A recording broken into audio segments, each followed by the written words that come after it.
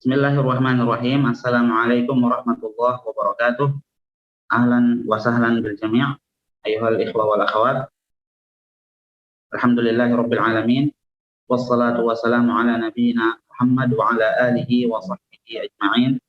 Asyhadu an la ilaha illallah wahdahu la syarika lahu wa asyhadu anna Muhammadan abduhu wa rasuluh. Rabbi shrah li sadri wa yassir li amri wahlul 'uqdatam min lisani yafqahu qawli. Insyaallah pada kesempatan malam hari ini kita akan melanjutkan kajian kita dari kitab Ad-Durusul Muhimmah Li'ammatil Ummah karya Samahatul Syekh Abdul Aziz Ibn Baz rahimahullahu taala, ya, dan yang bertindak sebagai syarih atau yang menjelaskan risalah beliau ini pada malam hari ini seperti biasa adalah Fadilatul Syekh Shalih Ibn Abdul Aziz Al-Kanhal, dan beliau sudah bersama dengan kita di Zoom ini live dari Madinah, ya. Dan tema kita yang akan kita bahas sekarang ini adalah berkaitan dengan surat Al-Humazah. Jadi pada pertemuan yang lalu kita sudah membaca dan mendengarkan penjelasan Syekh tentang surat Al-Asr, dan insya Allah pada kesempatan kali ini kita akan mendengarkan penjelasan dari Syekh Fadilatul Syekh Abdul Aziz Ibn Shalih Al-Kanhal berkaitan dengan surat Al-Humazah. Dan ini akan terus berlanjut sampai ke surat An-Nas, lalu masuk ke pembahasan tauhid, lalu nanti masuk juga ke pembahasan tentang fikih dan seterusnya sampai risalah tersebut selesai. Naam Syekhana. Assalamualaikum warahmatullahi wabarakatuh. Hal antum ma'ana Syekhana?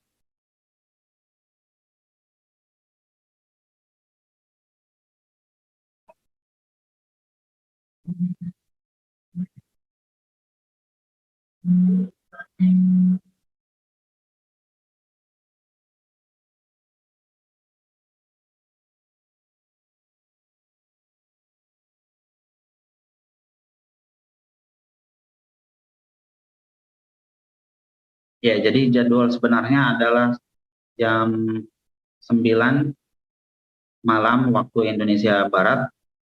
Akan tetapi karena Syekhnya sudah datang terlebih dahulu, jadi saya pun juga datang, ya, diberitahukan oleh Ustaz Rifki. Kita tunggu terlebih dahulu Syekhnya. Kalau beliaunya sudah tergabung di sini, tinggal kita menunggu.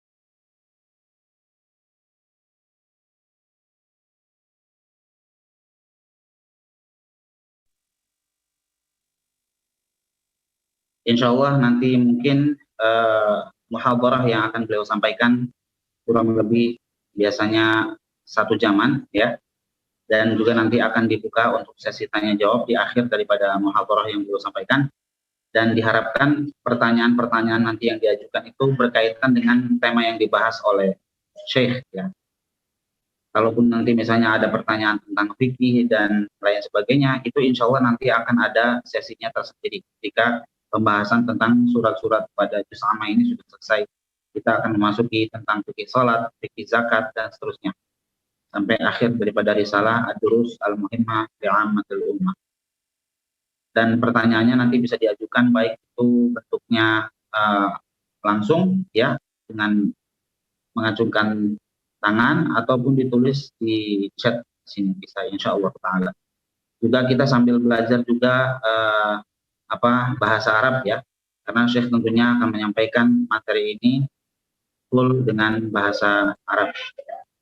Dan insya Allah Ana di sini Afandi Abu Yahya yang akan bertindak sebagai penerjemah dari muhadharah yang akan disampaikan oleh Syekh. Dan tentunya yang kami lakukan hanya meringkas lah kira-kira ya apa yang disampaikan oleh Syekh, tidak betul-betul menerjemahkan secara letterlek semua yang disampaikan oleh Syekh diterjemahkan, karena mungkin saya pribadi agak kesulitan kalau untuk menjelaskan ucapan yang diucapkan lebih dari 3 menit gitu ya, itu agak kesulitan untuk menerjemahkan semuanya. Jadi biasanya saya menerjemahkan khulasahnya saja atau mulakhas ringkasan dari apa yang disampaikan oleh Fadilatul Syekh Abdul Aziz Ibn Saleh Al-Kanhat hafizahullah taala. Masih kita tunggu ya.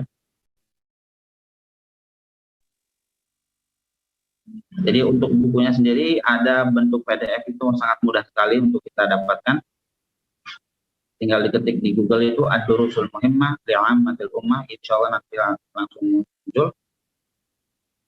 Kemudian juga untuk syarahnya itu sendiri juga ada banyak ya. Di antara yang menulis syarah untuk Ad-Durusul Muhimmah Li'ammatil Ummah ada juga Syekh Abdul Razak Ibnu Abdul Muhsin Al-Abbad Al-Badr. Beliau juga punya syarah dari risalah ini.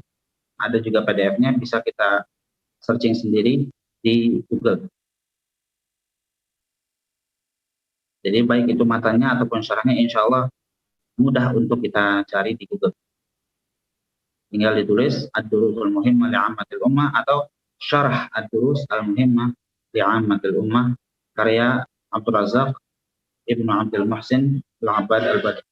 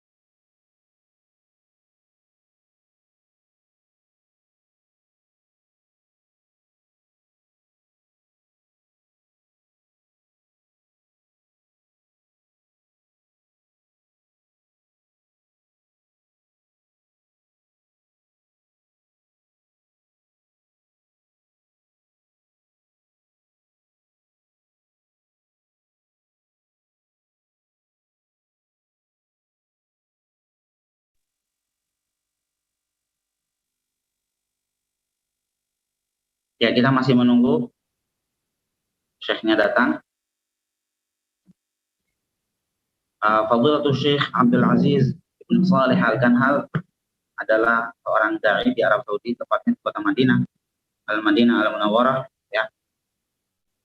Beliau adalah penulis aktif di website namanya Al-Alukah, itu bisa kita searching di Google juga ya, Mauqi' Al-Alukah, dan biasanya beliau itu mengisi rubrik yang isinya adalah tanya jawab.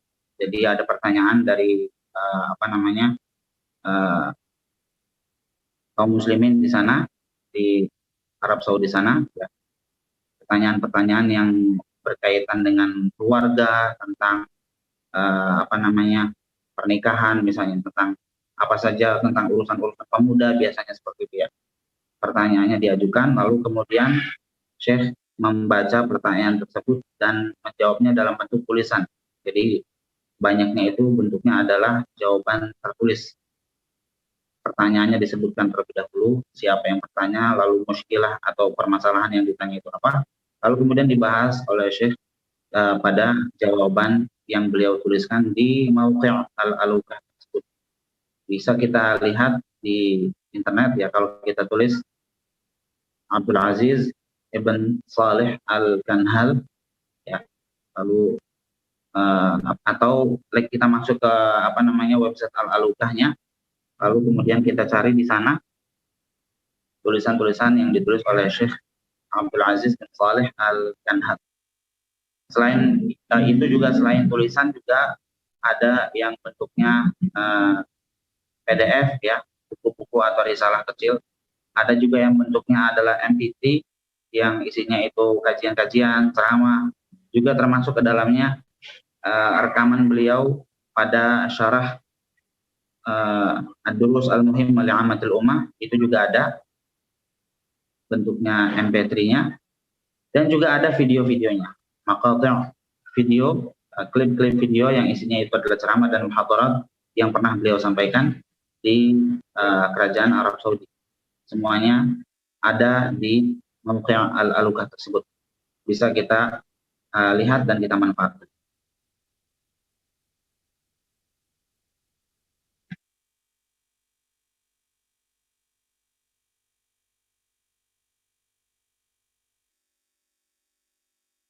Kalau website Al-Alukah itu sendiri tentunya banyak sekali yang menulis di situ, dan isyrafnya atau yang menjadi dewan pembinanya itu adalah salah seorang ulama yang termasuk kalau tidak salah ke Hayat Kibaril Ulama, Syekh Al-Humayyid kalau tidak salah.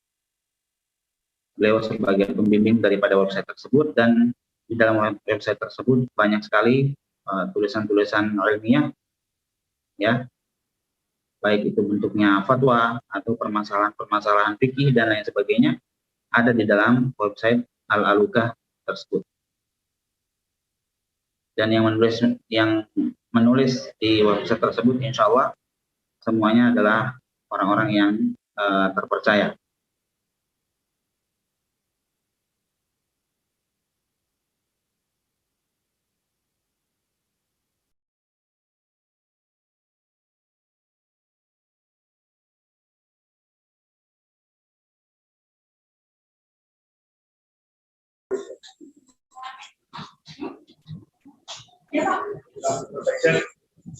Ada.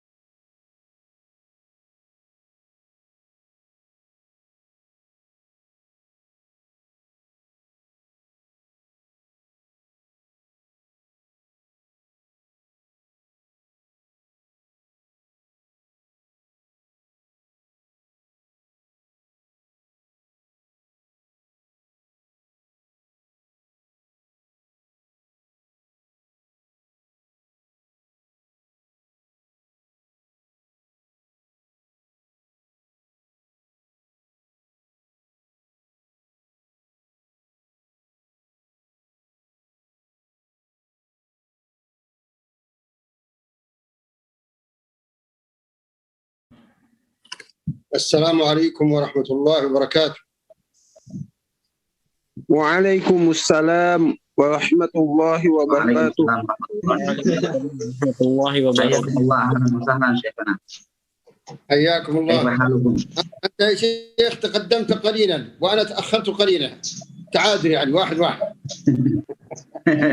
نعم. ما شاء الله. تفضل.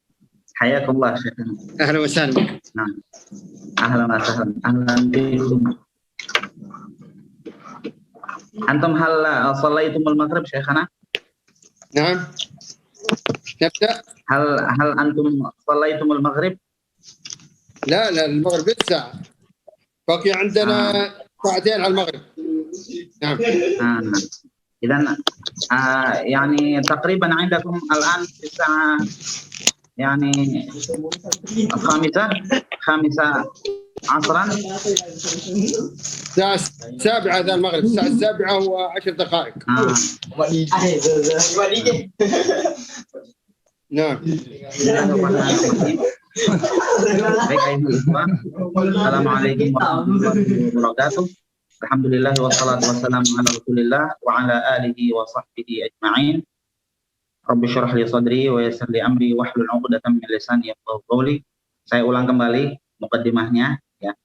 Jadi insyaallah pada kesempatan malam hari ini kita akan membahas surat Al-Humazah ya, surat Al-Humazah di juz amma. Setelah sebelumnya kita telah membahas juga tentang surat Al-Asr pada pertemuan yang lalu, di pekan lalu, dan malam ini insyaallah Syekh Fadilatul Syekh Abdul Aziz bin Shalih Al-Kanhal akan memberikan penjelasan kepada kita terkait surat Al-Humazah ya. Dan beliau adalah seorang dai di Arab Saudi, aktif di sebuah website Al-Aluka ya, dan beliau menetap di kota Al-Madinah Al-Munawwarah. Fal yatafaddal Fadilatul Syekh bi ilqa'i kalimatihi mashkuran ma'juran. نعم. السلام عليكم ورحمة الله وبركاته. بسم الله الرحمن الرحيم، والحمد لله رب العالمين، والصلاة والسلام على نبينا محمد وعلى آله وأصحابه أجمعين. حياكم الله أيها الأخوة الفضلاء، وأهلا وسهلا ومرحبا بكم. نبدأ درسنا فنقول بعد أعوذ بالله من الشيطان الرجيم. بسم الله الرحمن الرحيم. ويل لكل همزة لمزة. ويل هذه كلمة وعيد، كلمة وعيد وتهديد. لكل همزة لمزة. من هم الهمزة اللمزة؟ الطعان المعياب، الطعيان المعياب الذي يلمز الناس بفعله ويهمز الناس بقوله، وقال بعض العلماء عكس ذلك.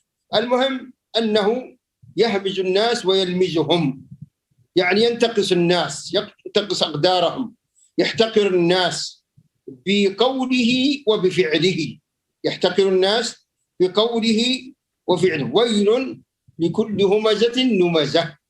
فينبغي للمؤمن أن يعني لا يتصف بهذه الصفات، وأن يتخلص منها إن كانت موجودة عليه عنده، لأنها تدل على كبر وعلى غطرسة وعلى مرض في القلب، وإلا لما احتقر الناس ولما همزه. فهو محتقر لغيره، يرى أنه أفضل منهم، ولذلك فإنه يهمزهم ويلمزهم بحركة عينه، بحركة يده، بكلامه، انظروا إلى فلان، انظروا إلى فلان، وهكذا. فينبغي المؤمن أن يترفع على ذلك عن ذلك.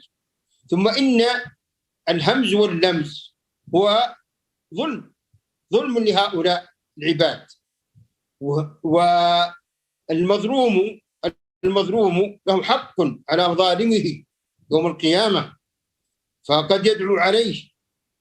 ولذلك ينبغي المؤمن أن يتخلص وأن يجتهد في التخلص من هذه الصفات الذميمة. تفضل شيخنا حفظكم الله. Barakallahu fikum Syekhana. Bismillahirrahmanirrahim. Jadi Syekh di sini menjelaskan tentang surat Al-Humazah. Allah Subhanahu wa taala pada ayat pertama surat Al-Humazah berfirman, "Wailun likulli humazatin lumazah.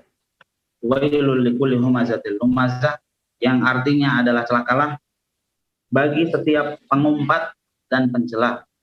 Celakalah bagi setiap pengumpat dan pencela. Wail di sini di dalam bahasa Arab merupakan kalimat wa'id wa tahdid, ya, ancaman bagi orang yang melakukan hal tersebut. Dan humazah serta lumazah itu artinya adalah orang yang sering mencela, sering mengejek orang lain, ya. Baik itu dengan ucapannya, dengan kata-kata yang dia lontarkan, atau dengan perbuatannya. Dia sering mengejek orang lain, menghina orang lain, merendahkan orang lain. Itulah yang dilakukan oleh humazah dan lumazah. Dan tentunya hal ini menunjukkan bahwa pada dirinya itu terdapat sifat sombong, sifat congkak, sifat arogan, ya. Sehingga dia merasa bahwa dialah yang paling sempurna, sedangkan yang lainnya itu serba kurang semuanya. Juga menunjukkan terhadap sakitnya jiwa orang tersebut, ya. Marad fi an-nafs. Dia menganggap bahwa dialah yang paling afdal, yang paling utama. Sehingga seorang muslim, kita sebagai orang-orang Islam harusnya mencegah diri kita dari akhlak yang tidak terpuji yang dilakukan oleh orang-orang yang seperti ini, yang suka mencela orang lain, merendahkan orang lain. Nah, itu adalah akhlak yang tidak terpuji, yang harus dihindari oleh setiap muslim. Dan juga alhamzu wal lamz ini bisa di celaan mereka itu adalah orang yang dizalimi, ya. Mengejek orang lain, mencela orang lain adalah perbuatan zalim. Dan nanti orang yang dizalimi itu, ya, bisa menuntut orang yang menzalimi dia di hari kiamat. Bisa menuntut orang yang menzalimi dia di hari kiamat. Sehingga nanti kebaikannya itu akan disedot oleh orang yang dia zalimi. Oleh karenanya kita harus menjauhkan diri dari sikap sering mencela dan mencemooh orang lain. Naam, Syekhana. Barakallahu fikum. ثم قال سبحانه وتعالى الذي جمع مالا وعدده. هذه الآية فيها بيان لسبب وقوع هذا الإنسان في الهمز واللمس. لماذا؟ لأنه أعجب بما لديه من المال أو الوجاهة وظن أن له به الفضل على غيره وأنه أفضل من غيره، يعني أصابه نوع من الغرور والاحتكار للآخرين، ولذلك فإنه همز الناس ولمزهم. فينبغي أن ننتبه لهذا أيها الأخوة. الله عز وجل قال كلا إن الإنسان ليطغى أن رآه استغنى. فبعض الناس إذا استغنى بماله وبوجاهته أو بمنصبه فإنه أو يحتقر غيره، وهذه المصيبة. يعني قد تجد ونكون صراحة أكثر، حتى بعضهم يسمون ملتزمين مستقيمين، بعضهم يعجب بماله أو بمنصبه أو بوجاهته العلمية أو بغيرها فيحتقر غيره، يحتقر في قلبه، ثم يخرج هذا الاحتقار القلبي في فلتات اللسان في الحركات. فينبغي أن ننتبه لهذا وأن نتواضع لله. النبي صلى الله عليه وسلم قال وما تواضع أحد لله إلا رفعه الله، وما زاد الله عبدا بعفو إلا عزا، وما تواضع أحد لله إلا رفعه الله. فينبغي المؤمن أن يتواضع لله أولا ثم للخلق شكرا لله سبحانه وتعالى. النبي صلى الله عليه وسلم عندما دخل مكة فاتحا دخلها مطأطئا رأسه تواضعا لله عز وجل. فينبغي المؤمن أن يكون كذلك، لأن اللمز والهمزة يدل على مرض في القلب، مرض خفي، فلننتبه لهذا رعاكم الله. تفضل شيخنا حفظكم الله.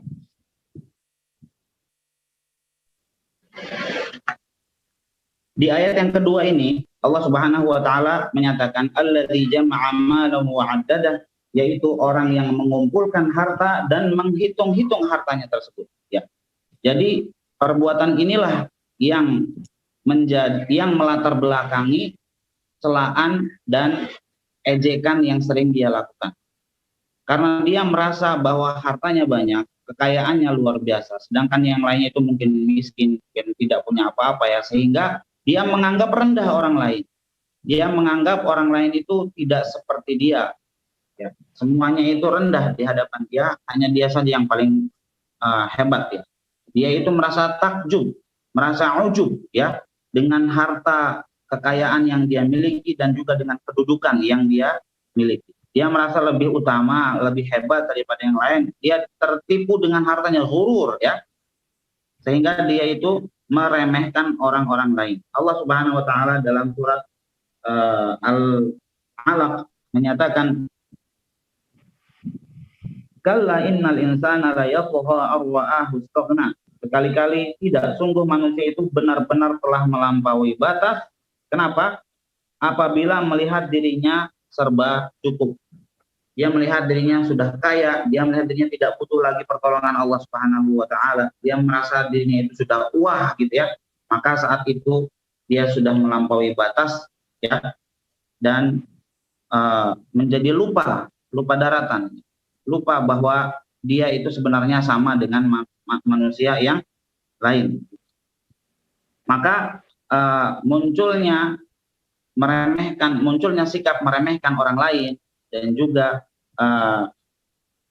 mengejek orang lain itu asalnya pertama dari dalam hati kita, di mana di dalam hati kita itu pertama kita muncul rasa arogan dan sombong ya, lalu di dalam hati kita meremehkan orang lain, mengucilkan, menganggap orang lain itu rendah derajatnya, lebih rendah jauh derajatnya daripada kita ya.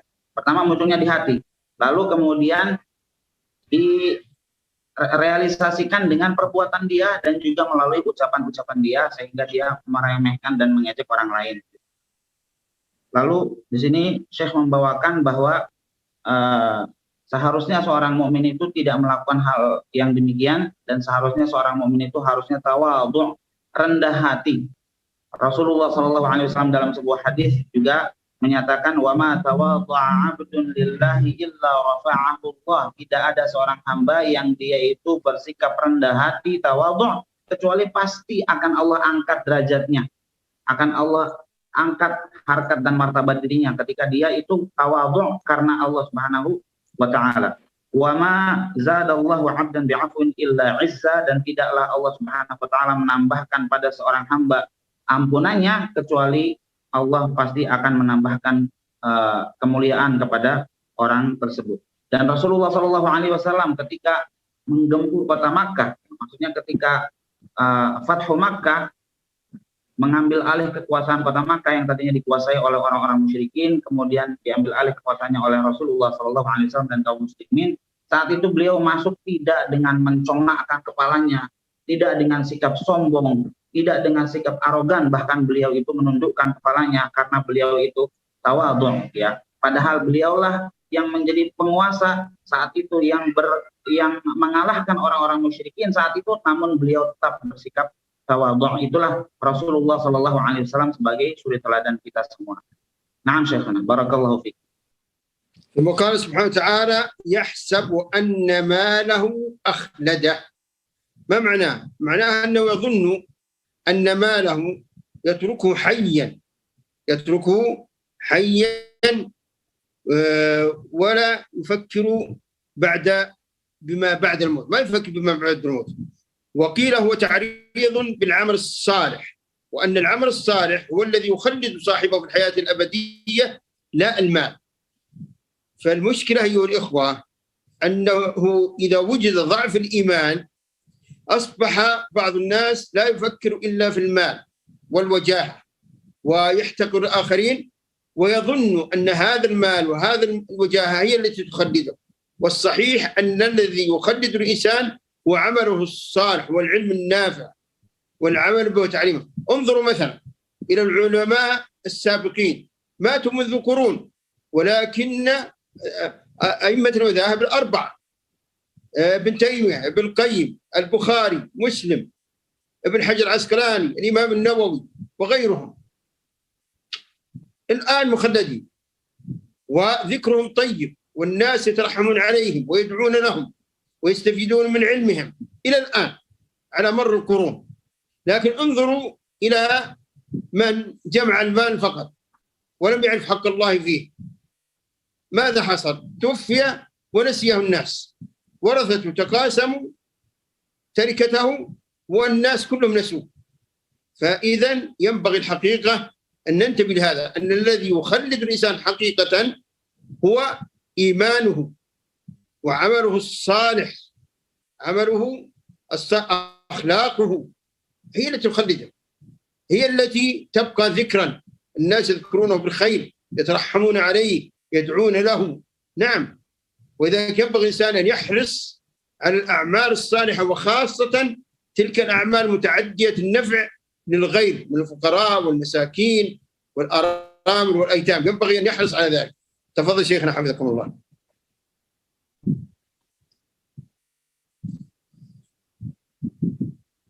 Allah Subhanahu wa taala menyatakan yahsabu anna ma lahu akhladah, ya. Yang artinya dia manusia itu mengira bahwa hartanya itu dapat membuat dia kekal, dapat membuat dia hidup selama-lamanya, dapat membuat dia tidak akan mati, gitu ya. Jadi inilah kira-kira yang melatar belakangi dia itu meremehkan orang lain. Dia menganggap orang lain itu rendahan semuanya, hanya dia yang paling tinggi. Ya. Penyebabnya adalah itu, dia mengumpulkan harta, ya, kemudian dia menyangka bahwa harta yang dia miliki itu akan membuat dia kekal.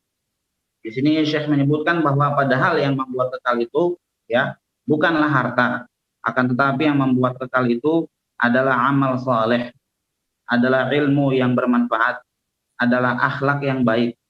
Kita bisa memperhatikan para ulama-ulama kita, misalnya Ibnu Taimiyah, Ibnu Qayyim al-Jauziyah, An-Nawawi dan Al-Qurtubi dan seterusnya, para ulama-ulama terdahulu yang mereka itu selalu disebut-sebut oleh kita sebagai kaum muslimin, dan juga jasa-jasa mereka menyebarkan ilmu syariah ini di seluruh pelosok negeri kaum muslimin. Mereka selalu disebutkan, mereka selalu didoakan oleh kaum muslimin, ya, dengan mengucapkan rahimahullah, ya, dengan buku-bukunya, karya-karya tulis mereka itu selalu dimanfaatkan oleh kaum muslimin dimanapun mereka berada, ya. Itulah sebenarnya kekal yang sebenar-benarnya, bukan kekal dalam artian hidupnya panjang, kok enggak mati-mati, bukan, ya. Tapi dia memang meninggal dunia, akan tetapi namanya masih tetap disebut, akan tetapi orang-orang masih tetap mendoakan dia, akan tetapi orang-orang masih memanfaatkan ilmu yang dia tinggalkan. Itulah yang kekal yang sebenarnya, kekal yang seharusnya kita usahakan. Bukan berarti kita itu mengumpulkan harta, ya. Berapa banyak sebelum kita itu orang-orang yang mengumpulkan harta, lalu kemudian setelah dia meninggal dunia, harta yang sudah capek-capek dia kumpulkan ternyata dibagi-bagi kepada para ahli warisnya. Habis sudah harta dia, ya. Dan orang-orang pun melupakan dia. Tidak ada lagi yang ingat, nggak ada lagi yang nyebut-nyebut, nggak ada lagi yang doain dan sebagainya. Enggak. Berbeda dengan para ulama kita, ya, yang mereka itu ilmu mereka bermanfaat, amal saleh mereka bermanfaat, ya, dan juga akhlak mulia mereka juga bermanfaat. Oleh karenanya kita sebagai kaum muslimin seharusnya memperbanyak amal saleh dan juga memperbanyak amal-amal yang manfaatnya bisa dirasakan oleh orang lain, ya. Al-a'malu shalihah al-muta'addiyatun nafa', yang manfaatnya itu bisa dirasakan oleh orang lain sehingga mereka akan mendapatkan manfaat tersebut, ya, dan pahalanya terus mengalir walaupun kita sudah tidak ada. Itulah kekal yang utama daripada kekal dalam artian umurnya panjang. Barakallahu fiikum syekhana. Naam. وقال سبحانه وتعالى كلا لينبذن في الحطمة. كلا كلمة ردع وزجر، وأيضا معناها حقا لينبذن في الحطمة. لينبذن أي لا يطرحن. والحطمة هي نار جهنم، الحطمة، وسميت حطمة لأنها تحطم كل ما يلقى فيها. هذه النار العظيمة قال الله عز وجل فيها يا أيها الذين آمنوا قوا أنفسكم وأهليكم نارا وقودها الناس والحجارة. وقال الله عز وجل، وقال النبي صلى الله عليه وسلم عنها في الحديث المتفق عليه في الحديث الذي رواه الإمام البخاري في صحيح عن أبي هريرة رضي الله عنه قال رسول الله صلى الله عليه وسلم: ناركم جزء من 70 جزء من نار جهنم. قيل يا رسول الله إن كانت لكافية؟ قال: فضلت عليهن ب69 جزءا كلهن مثل حرها. رواه الإمام البخاري في صحيحه. ومعنى الحديث أن الجزء الواحد من أجزاء نار جهنم يعادل نار الدنيا كلها في الحرارة. ولذا قال ابن عباس رضي الله عنهما: لو جمع كل ما في الوجود من النار التي يوقدها الآدميون لكانت جزءا من أجزاء نار جهنم. فمن يتحمل هذه النار؟ من يتحملها؟ ما أحد. أهون أهل النار عذابا من تحت قدميه جمرتان يغلي منهما دماغه.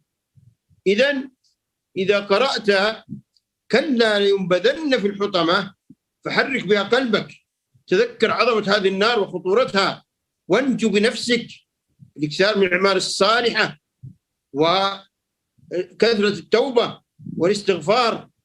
فلا بد أن ننتبه لهذا الأمر العظيم أيها الأخوة. تفضل شيخنا حفظكم الله. Nah, pada ayat selanjutnya Allah Subhanahu wa taala menyatakan kalla la yumbazanna fil hutamah, yang artinya sekali-kali tidak. Janganlah ia melakukan hal yang seperti itu. Jangan mencela orang, jangan hanya sekedar mengumpulkan harta, ya. Jadi itu arti daripada kalla. Kali-kali tidak, pasti dia akan dilemparkan ke dalam neraka hutamah. Kalla la yumbazanna fil hutamah. Kalla di sini merupakan kalimat rad'in wa zajr, yang fungsinya itu untuk mencegah, ya, atau juga bermakna haqqan, sungguh. Pasti nanti orang yang seperti itu akan dicampakkan, dilemparkan. Yumbazanna artinya adalah yutrahanna, dicampakkan, dilemparkan, ya, ke neraka yang disebut dengan al-hutamah. Kenapa neraka itu disebut dengan al-hutamah? Li'annaha tahtimu kullama yulqa fiha, karena neraka itu menghancurkan setiap apa saja yang dilemparkan ke dalamnya. Ya, jadi tahtim itu artinya menghancurkan. Lalu di sini Allah Subhanahu wa taala menyatakan misalnya, ya ayyuhalladzina amanu, wahai orang-orang yang beriman, qu anfusakum wa ahlikum nara, jagalah diri kalian dan juga keluarga kalian dari siksa api neraka. Waquduhan nas wal hijaratu, yang bahan bakarnya itu adalah manusia dan juga batu-batuan. Jadi di sini kita diperintahkan untuk menjaga diri kita dan juga keluarga kita dari siksa api neraka. Dalam sebuah hadis juga Rasulullah SAW menyatakan bahwa narukum juz'un min 70 juz'an, bahwa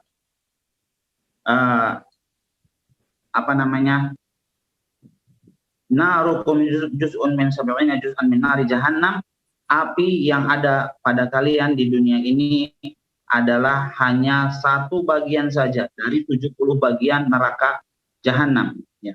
Lalu kemudian para sahabat menyatakan, ya Rasulullah, in kanat lakafiyah, wahai Rasulullah, hal itu tentunya sudah sangat cukup sekali, maksudnya sudah sangat cukup untuk membakar orang-orang. Qala fuddilat alaihin nabi tis'atin wa sittina juz'an kulluhunna mislu harriha. Jadi neraka jahanam itu lebih panas, ya, 69 kali lebih panas. Setiap satu bagiannya itu seperti panasnya api yang ada di dunia. Maksudnya Abdullah bin Abbas radhiyallahu anhu menyatakan bahwa seandainya api yang ada di dunia ini, dari api yang pertama kali dinyalakan oleh Adam sampai api yang dinyalakan terakhir oleh manusia, jika semua api itu dikumpulkan, ya, yang ada di dunia itu semuanya dikumpulkan, itu hanya seperti satu bagian dari 70 bagian api neraka jahanam. Oleh karenanya, siapa yang bisa mampu menahan panasnya api yang seperti itu, yang luar biasa panasnya? Api di dunia aja kita tidak kuat untuk menahannya, apalagi api yang Allah Subhanahu wa taala sediakan di neraka nanti, ya.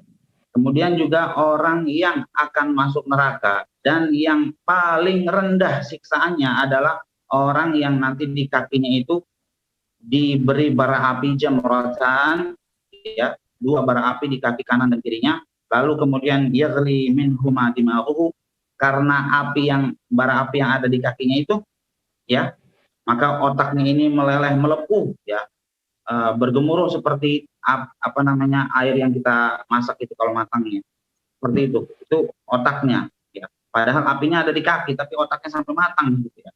Itulah penduduk neraka yang siksaannya paling rendah, gitu ya. Maka barang siapa yang bisa kuat menahan siksaan seperti itu? Oleh karenanya kita harus benar-benar menjaga diri kita, jangan sampai Allah Subhanahu wa taala memasukkan kita ke dalam neraka yang telah disediakan bagi orang-orang yang bermaksiat kepadanya. Na'am, barakallahu fikum. فهنا في قوله سبحانه وتعالى لينبذن في الحطمة، اللام هنا واقعة في جواب القسم المقدر، والتقدير والله لينبذن في الحطمة، أي يطرح طرحا. واللام وهذه الحطمة مؤكدة بماذا؟ باللام وبإن وبجواب القسم المقدر وبالقسم المقدر، فهي إذا مؤكدة تأكيدا جازما. لو بذل، طيب ما الذي يطرح؟ صاحب المال أم المال أم كلاهما؟ كلاهما يطرح صاحب المال الذي ليس له هم إلا جمع المال ولا يعرف حقوق الله عز وجل فيه، ويطرح المال. أما صاحب المال فإن الله سبحانه وتعالى يقول يوم يدعون إلى نار جهنم دعا، يوم يدعون إلى نار جهنم دعا. فالأمر خطير جدا، فينبغي المؤمن أن ينتبه لذلك وألا يكون يجتهد ألا يكون من هؤلاء، يجتهد ألا يكون من هؤلاء، فيعرف حقوق الله سبحانه وتعالى في أمواله في وجاهته، ويشكر الله سبحانه وتعالى ولا يتكبر على خلق الله. تفضل شيخنا حفظكم الله.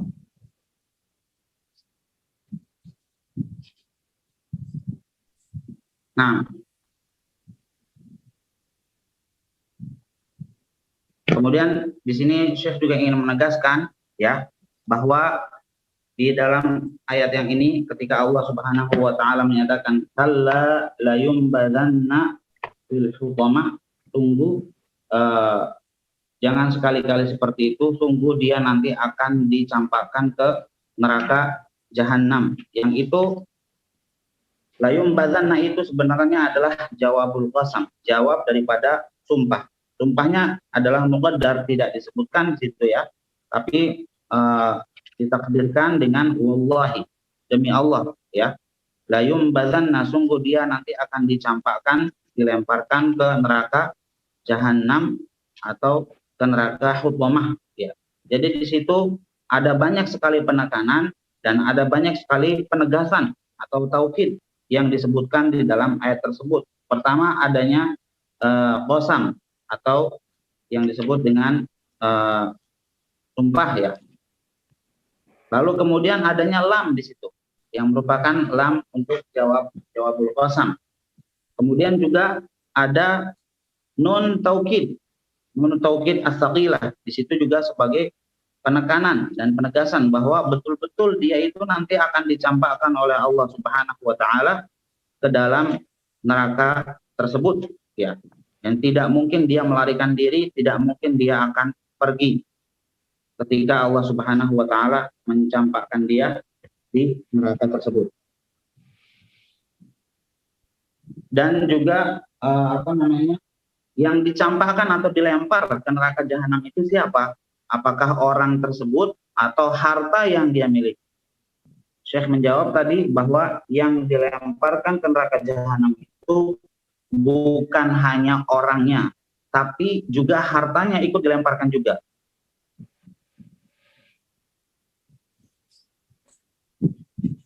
Hartanya juga ikut dilempar. Jadi orang tersebut dilemparkan, Lalu kemudian hartanya juga dilemparkan dua-duanya ke neraka jahanam.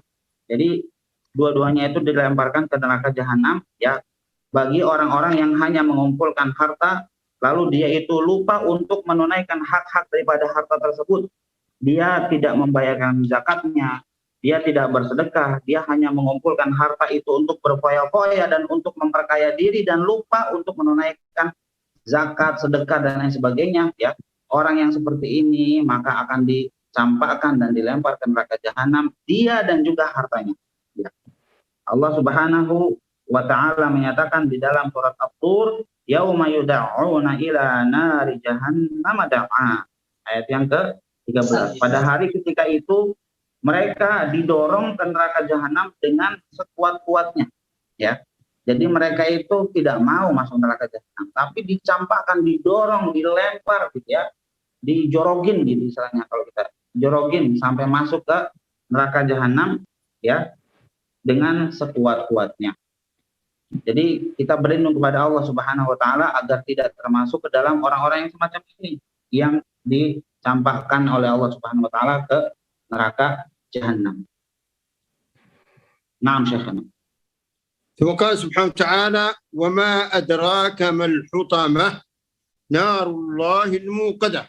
وما أدراك ما الحطمة، هذا استفهام للتفخيم والتعظيم، لأنها نار عظيمة تحطم وتفتت كل ما يلقى فيها. ثم قال سبحانه وتعالى نار الله الموقدة، أضافها الله عز وجل لنفسه. لماذا؟ لنفسه العظيمة الشريفة، لأنها نار عدل يعذب الله عز وجل بها من يستحقها من الكافرين والمنافقين وغيرهم. نار الله الموقدة التي أوقد عليها 70,000 سنة، فهي نار عظيمة جدا. ولذلك ينبغي المؤمن عندما يقرأ مثل هذه الآيات أن يتعظ ويتذكر، وكما يتذكر عظمة هذه النار يتذكر سعة فضل الله سبحانه وتعالى وسعة كرمه، ويتذكر الجنة وما فيها من النعيم، حتى يتجه إلى الله عز وجل بين جناحي الرجاء والخوف، فلا يفرط في الرجاء ولا يفرط في الخوف. كما أنه يؤمن بأن الله شديد العقاب، فيؤمن بأن الله غفور رحيم، وهكذا. تفضل شيخ حفظك الله. وهنا أقوال لبعض السلف. قال ثابت البناني في تطلع على أفئدة، التي تطلع على أفئدة، قال تحرقهم إلى الأفئدة وهم أحياء، ثم يقول لقد بلغ منهم العذاب ثم يبكي. وقال محمد بن كعب تأكل كل شيء من جسده حتى إذا بلغت فؤاده حذو حلقه ترجع على جسده. نسأل الله السلامة والعافية. تفضل يا شيخ. Kemudian di sini pada ayat selanjutnya Allah Subhanahu wa taala menyatakan wa ma adraka mal hutamah narullahil muqadah.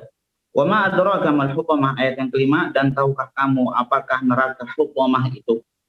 Tahukah kamu apakah neraka hutamah itu? Dengan dibuatnya pertanyaan seperti ini, itu adalah pertanyaan untuk tafkhim dan ta'zim ya, untuk membuat orang yang mendengarnya merasa takut ya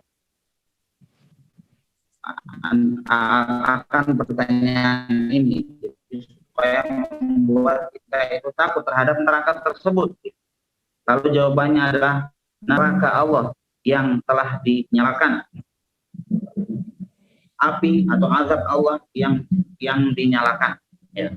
Dan di sini tentunya api tersebut diperuntukkan untuk orang-orang kafir, untuk orang-orang munafikin ya, untuk orang-orang musyrikin yang mereka itu nanti akan dibakar di dalam api tersebut, dan neraka tersebut akan menghancurkan dan merusak apa saja yang masuk ke dalam dirinya. Kemudian neraka tersebut dibakar ya dan digodok ya selama 70.000 tahun sebelum nanti penghuninya dimasukkan dan dicemplungkan ke dalam. Itu sudah digodok sampai 70.000 tahun lamanya ya. Sudah dinyalakan dan itu nar di situ diidhafahkan kepada Allah Subhanahu wa taala, karena memang neraka itu bukan main-main ya, bukan sesuatu yang biasa, itu sesuatu yang luar biasa yang menjadi tempat disiksanya orang-orang kafir, orang-orang musyrik, orang-orang munafik. Sehingga dengan demikian nar tersebut diidhafahkan dan dinisbatkan kepada Allah Subhanahu wa taala, sang pemiliknya dan penciptanya. Dan ketika seorang muslim itu membaca ayat-ayat ini, tentunya dia harus merasa takut dari siksa Allah Subhanahu wa taala. Yatta'iz. Kemudian juga jangan sampai ia melupakan bahwa Allah Subhanahu wa taala juga maha luas karunia-Nya, maha luas ampunannya, juga mengingat bagaimana surga Allah Subhanahu wa taala serta kenikmatan yang ada di dalamnya, sehingga dia bisa menghimpun antara sikap roja dan juga al-khauf.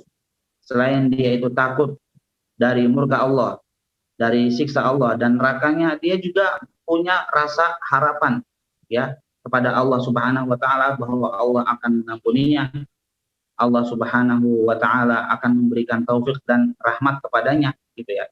Sehingga dia bisa mengimbangi, ada roja dan juga ada khauf. Bukan hanya roja saja, bukan hanya khauf saja, tapi diimbangi antara keduanya, itu roja dan juga khauf. Maka sebagaimana Allah Subhanahu wa taala itu syadidul iqab, siksanya amat sangat pedih, Allah Subhanahu wa taala juga ghafurun rahim, maha pengampun dan juga maha pengasih. Sehingga kita mengumpulkan dua sikap tersebut, roja dan juga khauf. Naam Syekhana, barakallahu fiikum. ثم قال سبحانه وتعالى التي تطلع على الأفئدة. ما معناه؟ معناها أن يخلص حرها إلى القلوب، مع أن القلوب مكنونة في الصدور وبينها وبين النار طبقات، لكن شدة هذه حرارة هذه النار فإنها تخلص إلى القلوب. هذه مسألة. المسألة الثانية مهمة انتبهوا لها جيدا أيها الأخوة، أن لماذا تنفذ هذه النار؟ ذكر الله عز وجل تنفذ إلى الأفئدة، القلوب، لأن القلوب هي محل المقاصد السيئة من الهمز واللمس والغيبة والنميمة والكذب وشتى الأخلاق السيئة. القلوب هي محلها.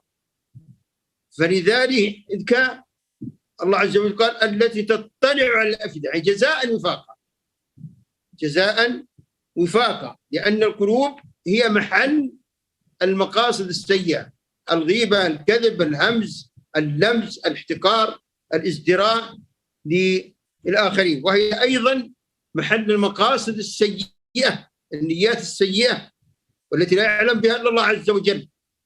فلذلك كان جزاء وفاقا، وكانت هذه النار تنفذ إلى القلوب. فلننتبه لهذا رعاكم الله. فلما هؤلاء احتقروا غيرهم وازدروا غيرهم واحتقروا أهل الفضل والعلم وهمزوا الناس ولمزوهم، كان مبعث ذلك من القلوب، فعذبت القلوب. تفضل شيخنا حفظكم الله.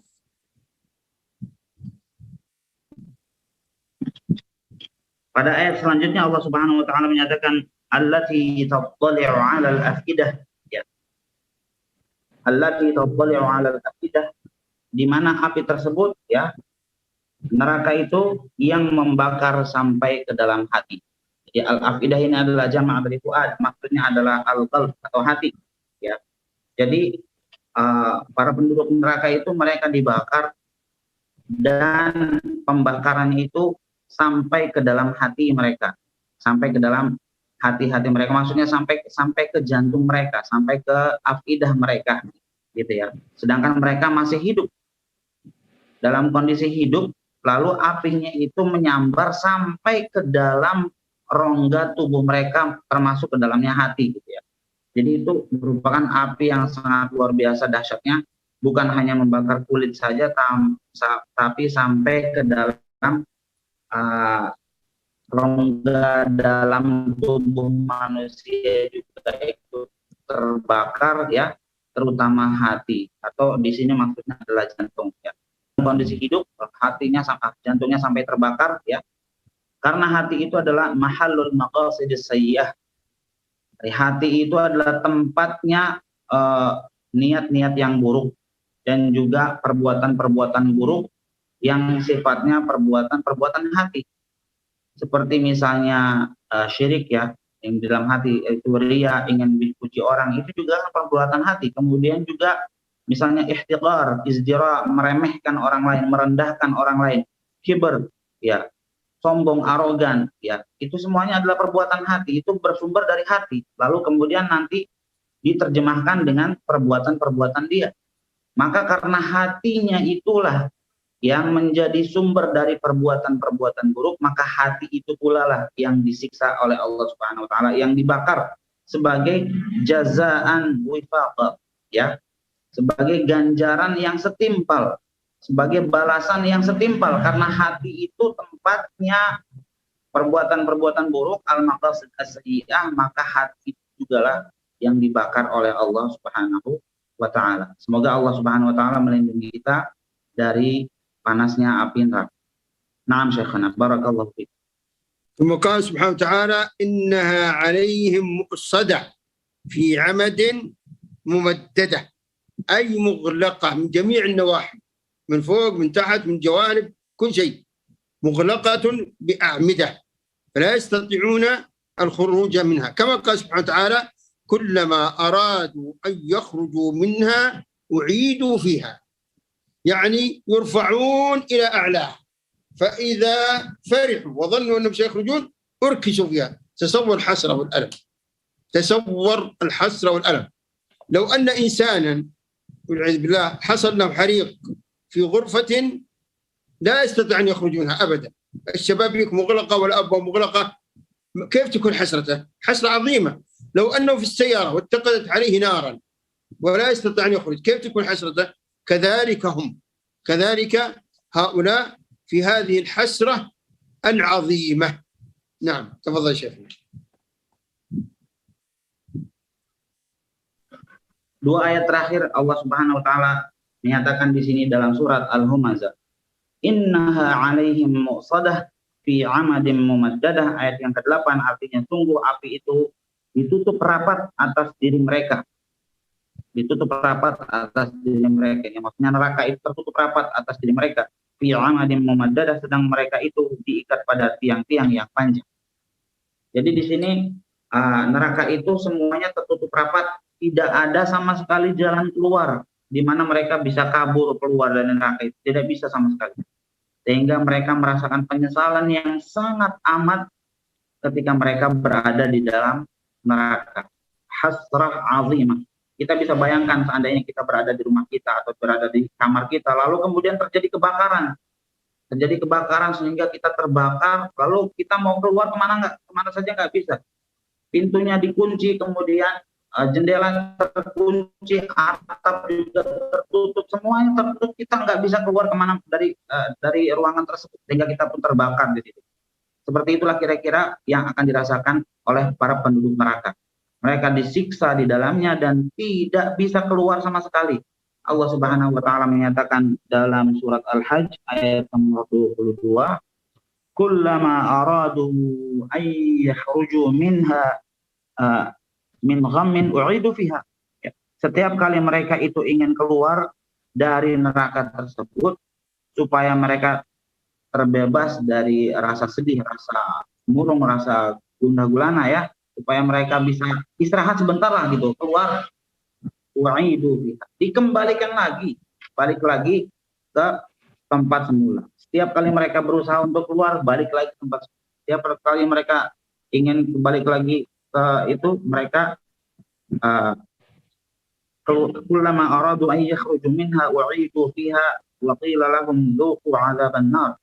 Dikatakan kepada mereka, rasakanlah siksa neraka ini yang telah Allah Subhanahu wa taala, yang telah kalian dustakan sebelumnya. Jadi itu merupakan bisa kita rasakan ya, bagaimana mereka itu betul-betul keduhung gitu, betul-betul menyesal gitu ya. Dulu di dunia itu mendustakan Rasulullah, mendustakan agama Islam, mendustakan. Akhirnya mereka mereka mendapatkan ganjaran dari kedustaan dan juga kekufuran yang mereka lakukan dengan disiksa di dalam neraka tersebut, dan mereka merasakan penyesalan yang sangat luar biasa. Ahsanallahu ilaikum syekhana. Na'am. وأختم تفسير هذه السورة بالتنبيه المهم. أيها الإخوة، حينما نقرأ تفسير مثل هذه السورة وغيرها، البعض من الناس يكتفي بمعرفة المعنى، لكن الحقيقة أن مثل هذه السورة وغيرها ذكر الله سبحانه وتعالى لنا. لماذا؟ لنحذر من هذه الأعمال السيئة التي تؤدي إلى النار. يقول الشيخ ابن تيمية رحمه الله في تفسيره: حكى الله سبحانه وتعالى ذلك علينا وبينه لنا في هذه السورة، لا لمجرد أن نتلوه بألسنتنا أو نعرف معناه بأفهامنا، لكن المراد أن نحذر من هذه الأوصاف الذميمة: عيب الناس بالقول وعيب الناس بالفعل والحرص على المال، حتى كأن الإنسان إنما خلق للمال يخلد له أو يخلد المال له. ونعلم أن من كانت هذه حاله فإن جزاءه هذه النار التي هي كما وصفها الله: الحطمة تطلع على الأفئدة مؤصدة في عمد ممددة. نسأل الله تعالى أن يجيرنا منها وأن يرزقنا الإخلاص في القول والفعل والاستقامة على دينه. تفضل شيخ.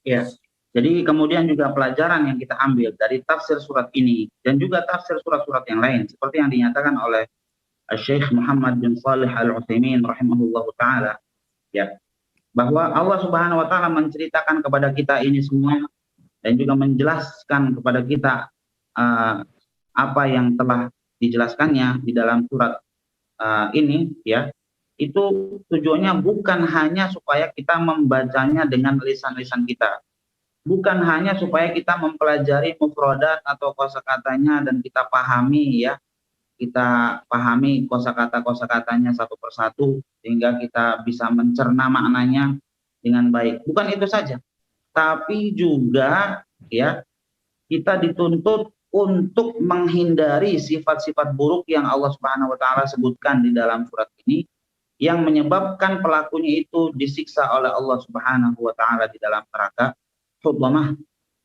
Seperti misalnya aibun nas bil qawli wa aibun nas bil fi'li, dia menghina, merendahkan, mencaci maki orang lain, baik itu dengan bentuknya ucapan ataupun dengan bentuknya adalah perbuatan, ya. Kemudian menghimpun harta, menghitung-hitungnya, bersikap arogan, sombong dan sebagainya, ya. Yang semuanya itu mengakibatkan pelakunya disiksa oleh Allah Subhanahu wa taala di neraka hutmah.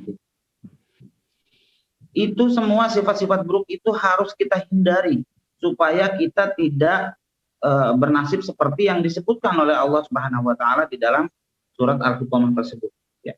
Di dalam surat ini, ya. Jadi di sini selain kita itu dituntut supaya bisa membacanya dengan baik dan benar sesuai dengan tajwid, ya, dan juga memahaminya, kosakata-kosakatanya. Selain daripada itu juga ada istilahnya tatbiq, ya, ada istilahnya pengamalan, ya, bagaimana kita itu mengimplementasikan surat tersebut di dalam kehidupan kita. Kita betul-betul menjauhkan diri kita dari perbuatan-perbuatan tercela yang disebutkan di dalam surat tersebut, supaya kita dilindungi oleh Allah Subhanahu wa taala dari siksanya di neraka pada hari kiamat. Kita memohon kepada Allah Subhanahu wa taala keikhlasan dalam ucapan dan perbuatan, dan juga memohon kepadanya keistiqomahan dalam menjalankan ajaran agamanya hingga akhir hayat kita. Naam Syekhana, ahsanallahu ilaik. انتهينا من تفسير هذه السورة، وبقي حسب الوقت المتفق عليه أظن ربع ساعة أو ثلث ساعة، فهل تفضلون أن ننتقل إلى سورة أخرى أم هناك أسئلة؟ تفضل شيخ. Baik, insya Allah kata Syekh sudah selesai untuk tafsir surat ini dan masih ada tersisa sekitar 1/4 jam lagi sebelum Syekh berangkat untuk sholat maghrib ya. Jadi kata Syekh di sini, apakah kita cukupkan sampai di sini saja tafsirnya atau mau dilanjutkan ke tafsir surat setelahnya ya, atau dibuka untuk sesi tanya jawab sekarang? Silakan, bagaimana ikhwan sekalian? Ada masukan? Apakah tanya jawab atau dilanjutkan ke surat setelahnya?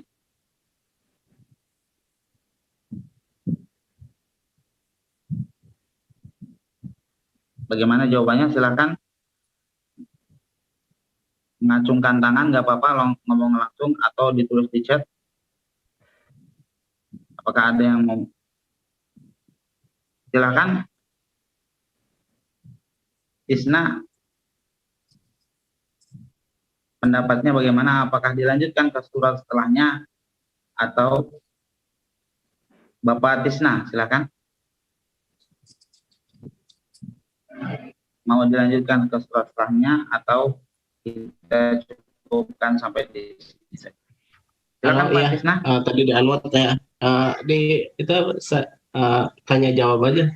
Ya, saya. Langsung tanya jawab aja.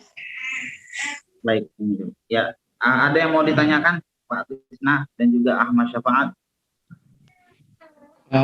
Di luar itu ya kan dimana di Indonesia itu banyak sering terjadi bullying ya, atau bully kepada ulama-ulama yang beda pemahaman dari kita. Maksudnya ulama-ulama yang berbeda pemahaman dari kita dan terjadilah bully, itu apakah masuk ancaman atau bagaimana? Yes, yes.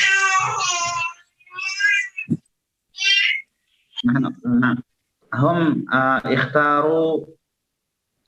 اختاروا الأسئلة شيخنا وهذا أول سؤال قدمه لنا أخونا تسنا يقول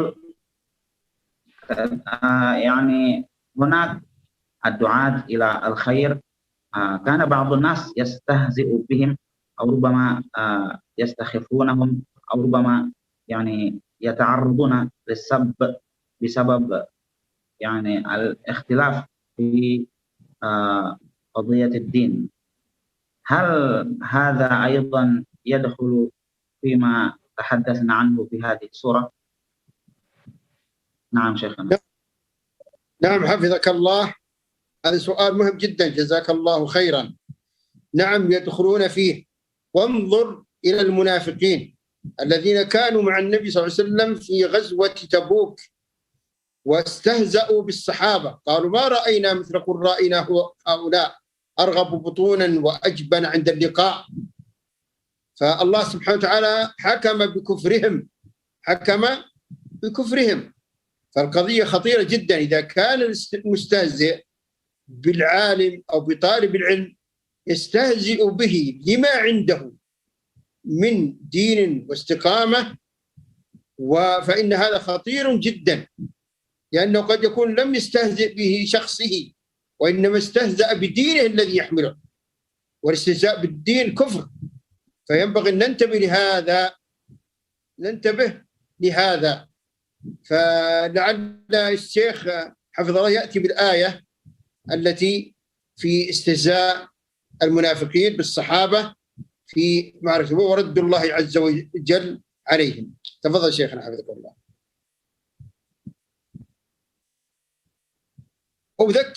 بالمناسبة أذكر إخواني جميع المسلمين العلماء والدعاة ومن يستقيم على هذا الدين بقول الله سبحانه وتعالى: ألف لام ميم أحسب الناس أن يتركوا أن يقولوا آمنا وهم لا يفتنون ولقد فتنا الذين من قبلهم فليعلمن الله الذين صدقوا وليعلمن الكاذبين.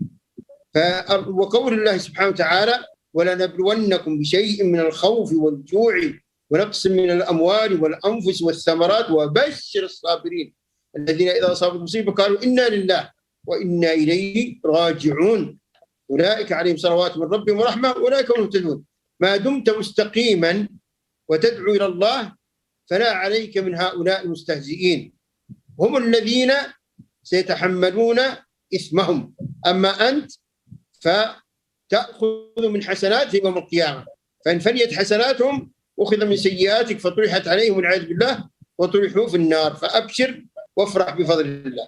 تفضل شيخنا حفظكم الله. Ya, jadi di sini Syekh menjawab bahwa iya itu adalah termasuk ke dalam apa yang dilarang oleh Allah Subhanahu wa taala di dalam surat ini. Surat yang kita pelajari ini, surat Al-Humazah.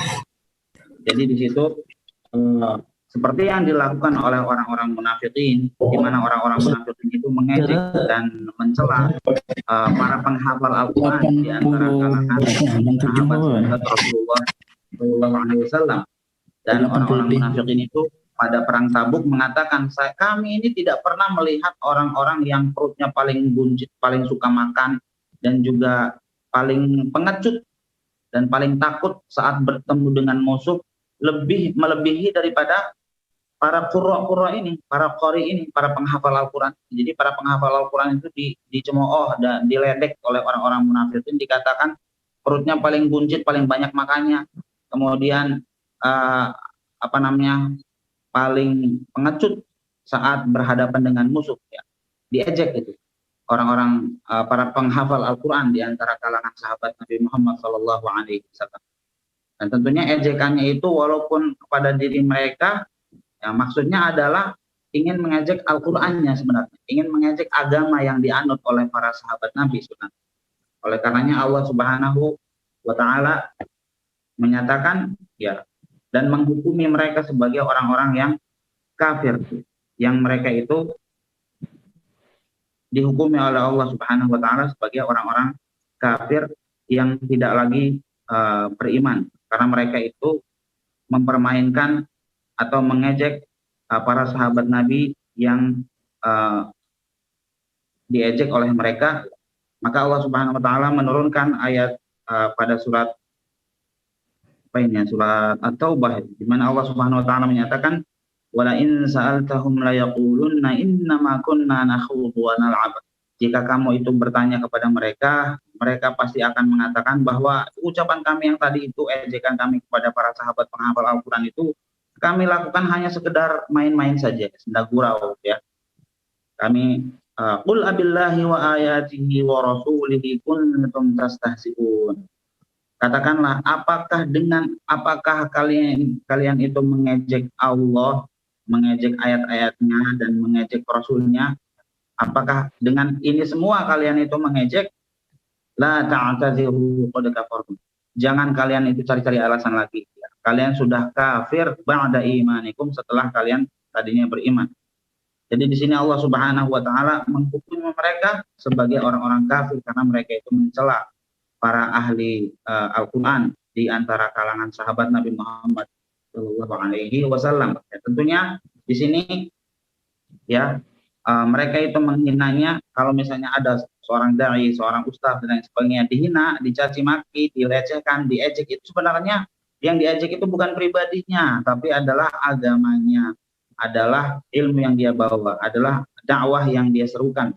Maka kalau seperti itu hati-hati sekali.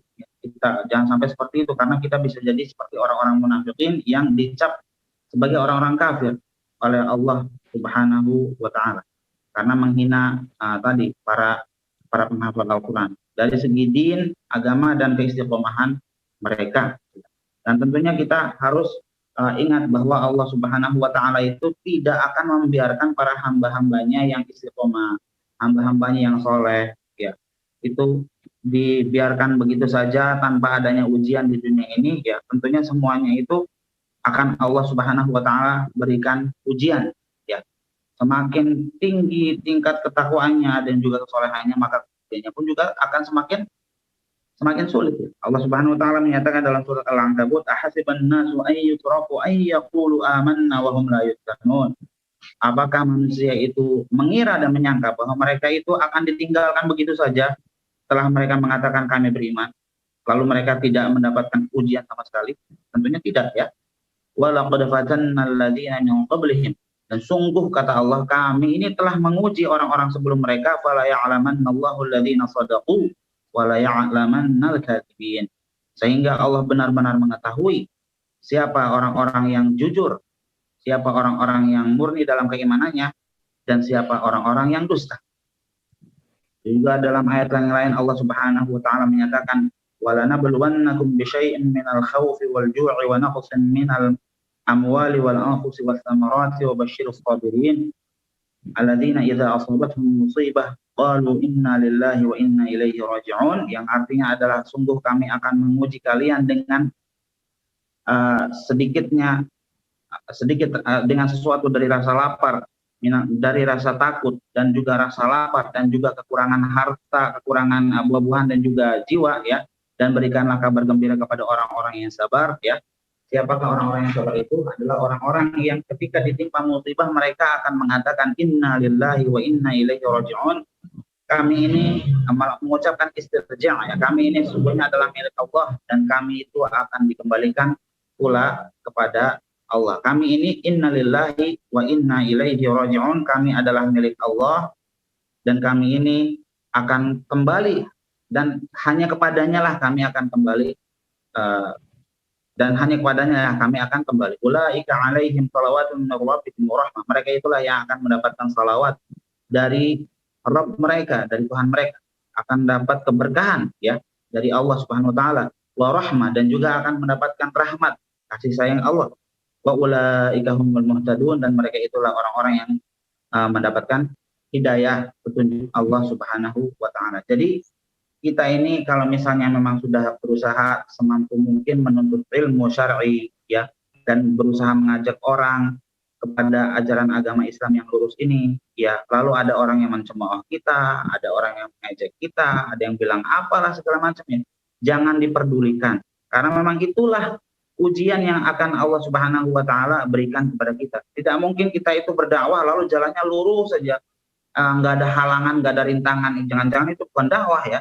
Kalau dakwah itu pasti ada aja yang nggak setuju, ada aja yang menghina, mencaci maki, ngeledekin atau apa gitu. Pasti ada orang seperti itu. Dan tugas kita saat itu sabar, istirja', ya. Itulah tugasnya, tugas kita. Dan insya Allah Allah pun akan memberikan salawat dan rahmatnya kepada kita semua, orang-orang yang sabar dalam berdakwah kepada Allah Subhanahu wa taala. Naam Syekhana. Naam, fi soal akhar. Apakah diperlihatkan? Bismillah, bertanya apa?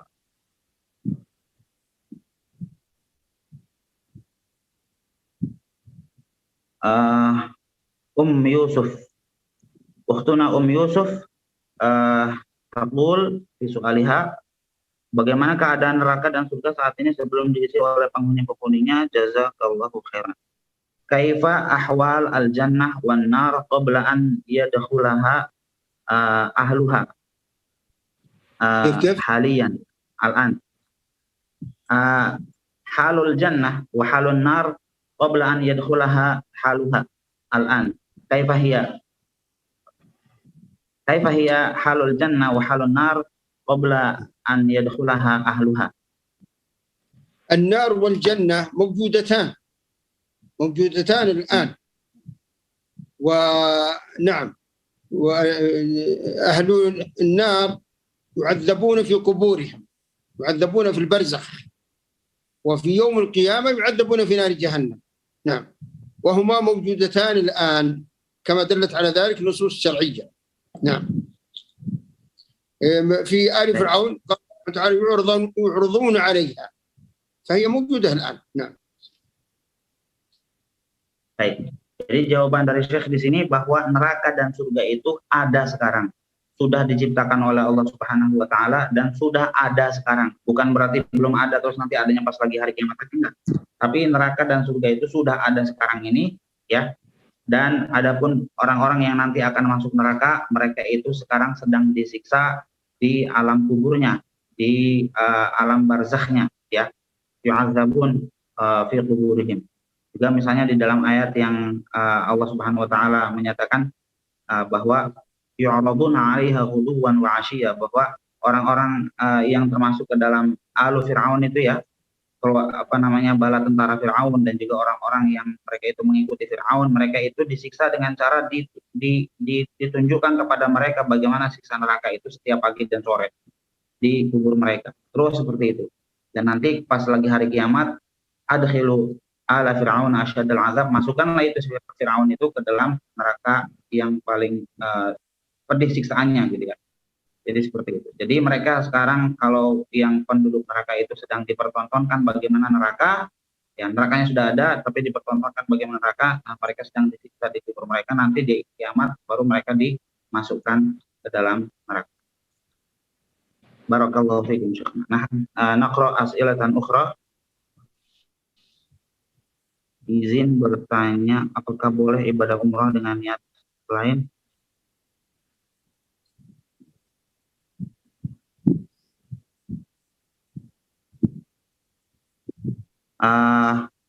As-soalul akhar, hal yajuzu li an a'tamira umratan wa niyyati fi dzalika an abta'ida 'anil faqr, an atajannaba al-faqr bisababi al-umrah.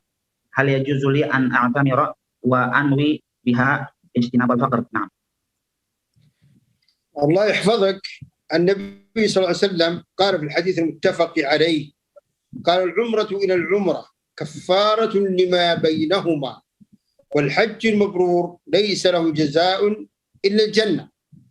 فالمؤمن عندما يحج ويعتمر ويعمل أي عبادة لا يعملها من أجل الدنيا، وإنما الدنيا تأتي تبعا. فهو عندما يعتمر فإنه يؤدي عبادة وشعيرة عظيمة، شعيرة عظيمة نتيجتها هي الجنة. العمرة والعمرة كفارة لما بينهما، كفارة الذنوب. وهو في عمرته يدعو الله عز وجل أن يغنيه بحلاله عن حرامه، وأن يكفيه بفضله عمن سواه، وهو ينوي بذلك. فهو يدعو في سفره أيضا، دعاء المسافر مستجاب.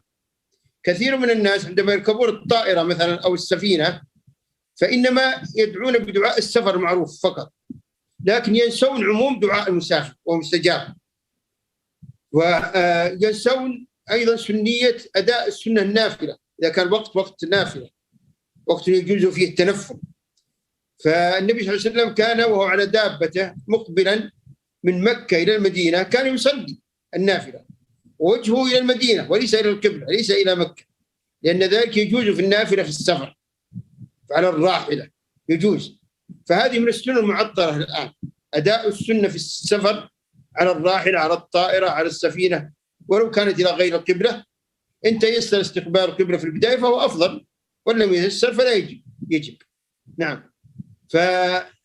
فالإنسان ينوي حصول هذا الأجر العظيم، والعمرة إلى العمرة كفارة لما بينهما.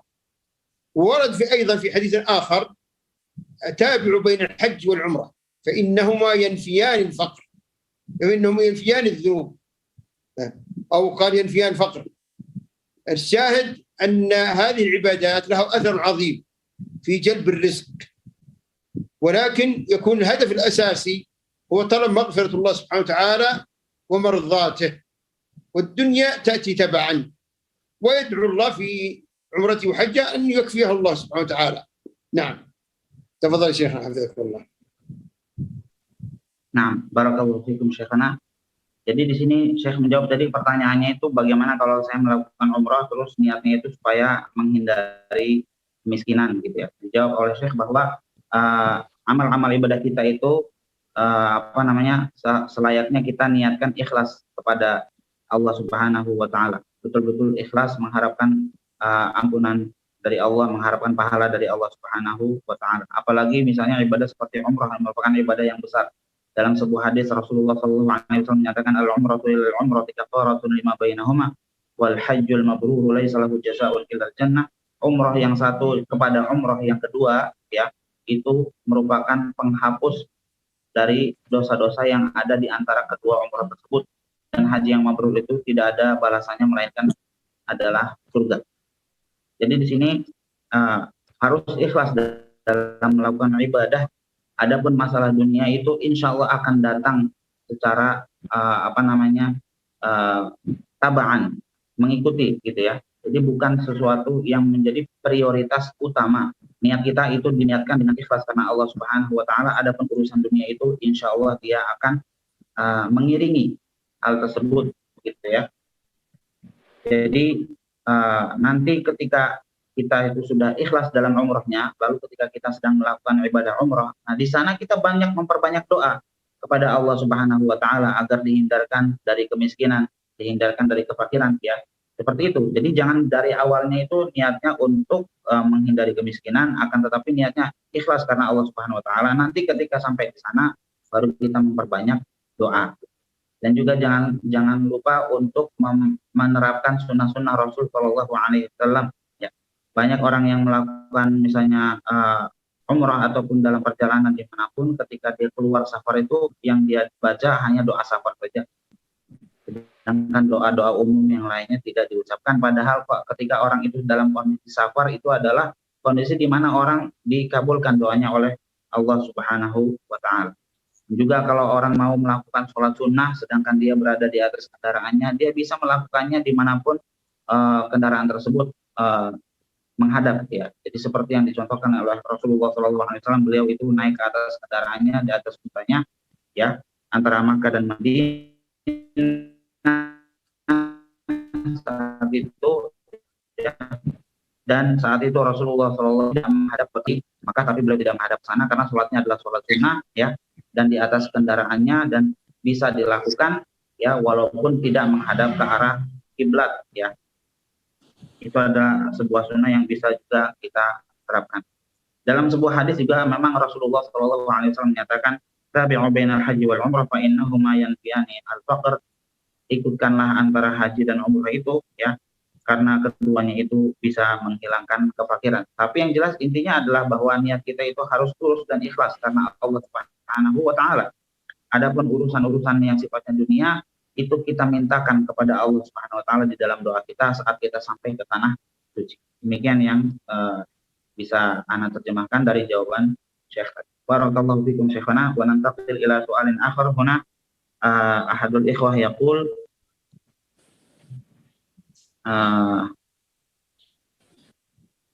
Fuad, ismuhu Fuad, izin bertanya, apakah termasuk mengejek ketika ada yang menzalimi kita, seperti ada yang mencuri barang kita kemudian kita bilangi dia pencuri? Syukran. Hal minal istihza birrajul aw min yu'addu sabban lahu indama arafna annahu saraqa mata'an min amti'atina wa naqul lahu innahu sariq. Hal hadha minal istihza? Na'am. هذه مسألة. هذا إنسان مظلوم الذي سرق ماله هو مظلوم، والمظلوم له أن يشتكي، وله أن يشتكي يقول فلان ظلمني، فلان أرطمني، فلان سرق مالي، يجوز له ذلك. فهذا مظلوم وليس بظالم. المقصود المنهي عنه هو الظلم، أن يستهزئ بإنسان لم يفعل له شيء، إنما يستهزئ ويستحقره لنقص ماله أو نقص وجاهته أو غير ذلك. هذا هو المنهي عنه. أما هذا فهو ظالم لك، فأنت تبين ظلمه، تقول فلان سرق مالي، فلان ضربني، فلان كذا، هذا لا شيء فيه. لكن لا تتعدى إلى أمور أخرى، لا تتعدى إلى أمور أخرى. نعم. الله سبحانه وتعالى قال ولا يجرمنكم شنآن قوم على أن لا تعدلوا، اعدلوا هو أقرب للتقوى. Nah. Ya, jadi di sini Syekh menjawab bahwa untuk yang kasus seperti itu, seperti misalnya ada orang yang mencuri, lalu kita katakan bahwa dia itu telah mencuri, maka itu tidak mengapa diucapkan karena yang mengatakan hal tersebut adalah orang yang menjadi mazlum ya, orang yang dizalimi, orang yang menjadi korban dari pencurian yang dilakukan oleh orang tersebut. Itu tidak apa-apa. Dia bisa yashtaki, dia bisa mengadukan hal tersebut, apalagi misalnya di hadapan hakim atau apa ya, kalau dia tidak mengatakan bahwa si fulan telah melakukan pencurian atau telah memukul dia atau apa, bagaimana caranya untuk melaporkan hal tersebut gitu ya. Jadi tidak apa-apa orang yang dizalimi oleh orang lain, dia mengatakan bahwa si fulan telah menzaliminya, si fulan telah mencuri hartanya, si fulan telah memukulnya dan sebagainya.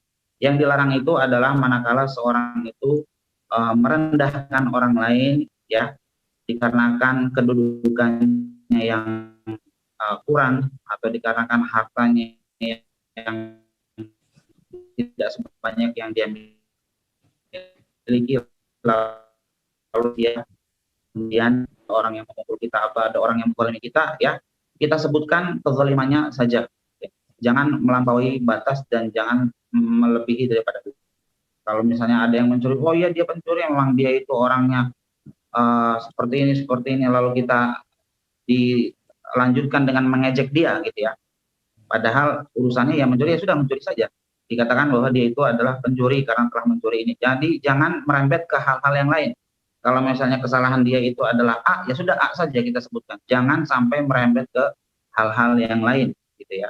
Allah Subhanahu wa taala menyatakan, "Wala yajrimannakum syana'anu qaumin 'ala alla ta'dilu, i'dilu huwa aqrabu littaqwa."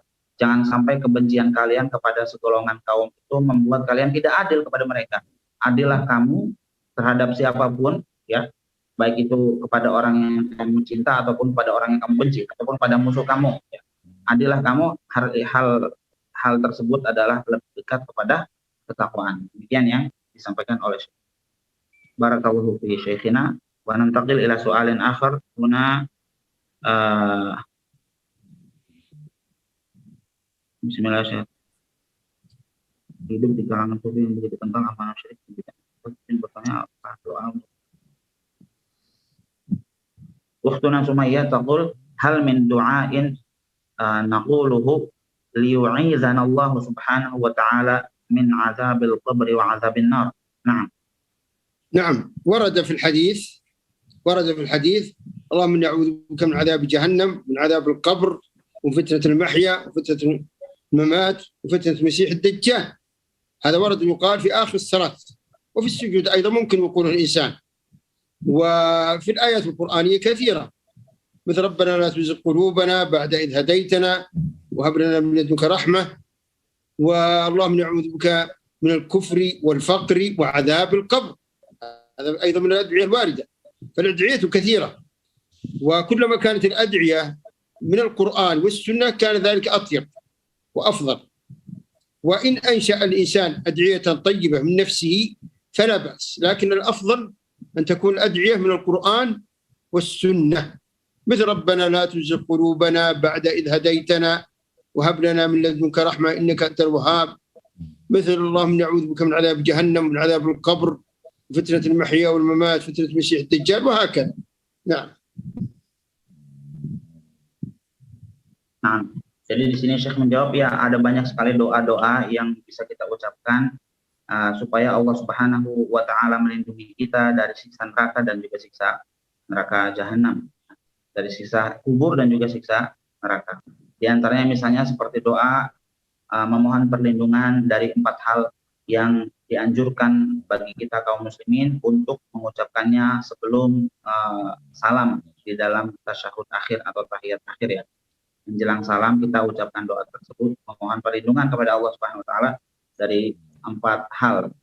Allahumma inni a'udzubika min 'adzabi jahannam wa min 'adzabil qabr wa min fitnatil mahya wal mamat wa min syarri fitnatil masiihid dajjal, yang artinya ya Allah, aku memohon perlindungan kepadamu dari siksa kubur dan juga siksa neraka ya, dan juga dari fitnah dunia serta fitnah kematian ya. Ujian dunia dan juga ujian kematian, dan juga aku berlindung kepadamu ya Allah dari keburukan fitnah Al-Masih Ad-Dajjal. Itu kita ucapkan sebelum salam, setelah selesai membaca tasyahud ya. Sebelum salam kita baca doa tersebut, semoga Allah Subhanahu wa taala melindungi kita dari 4 hal tersebut. Juga doa ini selain dibaca ketika tasyahud akhir, bisa juga dibaca misalnya ketika kita sedang sujud ya, itu tidak apa-apa. Juga banyak sekali doa-doa di dalam Al-Qur'an Al-Karim yang di dalamnya ada permohonan supaya Allah Subhanahu wa taala melindungi kita dari neraka. Juga misalnya ada doa Rabbana la tuzigh qulubana ba'da idh hadaitana wa hab lana min ladunka rahmah innaka antal wahhab. Ya Allah, jangan Engkau palingkan hati-hati kami ya setelah Engkau memberikan hidayah kepada kami, dan anugerahkanlah kepada kami rahmat dari sisimu, sesungguhnya Engkau Maha Pemberi anugerah. Ya, itu juga bisa kita mohonkan kepada Allah, karena ketika hati kita itu tidak condongkan kepada Allah, kepada maksiat dan juga kepada kekufuran, berarti dibuat istiqomah di atas agama Islam. Sehingga kalau kita istiqomah di atas agama Islam, mati dalam agama Islam, berarti kita dimasukkan ke dalam surga insyaallah ta'ala. Ada juga banyak doa-doa yang lain, misalnya Allahumma inni a'udzubika min adzabi jahannam, min adzabil qabr. Ada juga doa-doa yang lainnya ya, yang di dalam doa pagi dan petang itu juga ada yang kandungannya seperti itu, memohon perlindungan kepada Allah Subhanahu wa taala dari siksa neraka dan juga siksa kubur gitu ya. Jadi doa-doa itu juga kalau seandainya kita ucapkan dengan bahasa kita, bahasa Indonesia, dan kita karang sendiri juga tidak apa-apa, tidak masalah. Tapi yang lebih baik tentunya adalah doa-doa tersebut manakala berasal dari ayat-ayat suci Al-Quran dan juga dari hadis-hadis ma'thur ya, yang betul-betul diriwayatkan secara sahih dari Rasulullah Shallallahu Alaihi Wasallam.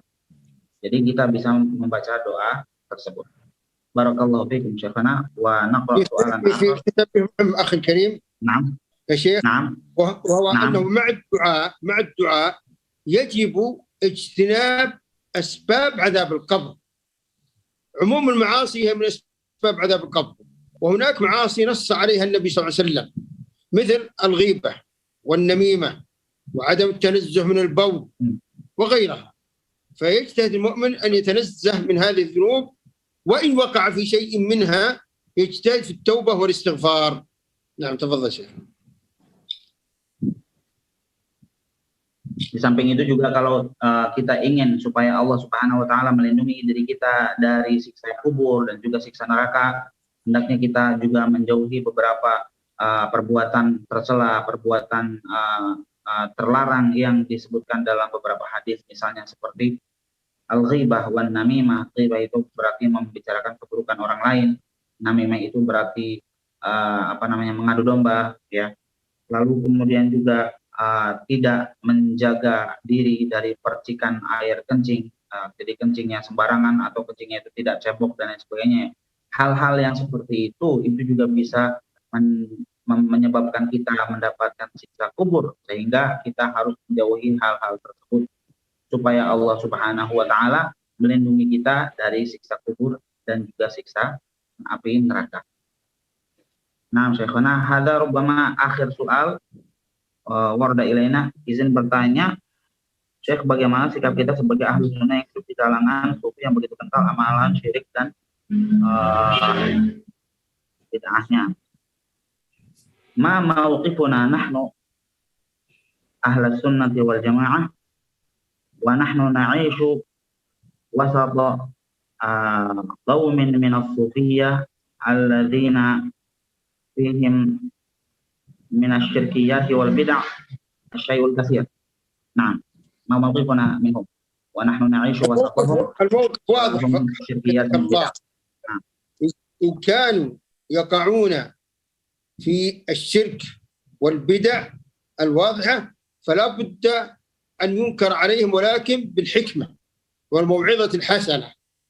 لأن بعض الناس إذا أتيته بأسلوب فظ وقلت له أنت مشرك أنت مبتدع، ما يقبل يا أخي، ما يقبل أبدا، بل يزيد سوءا، بل يزيد عنادا وسوءا.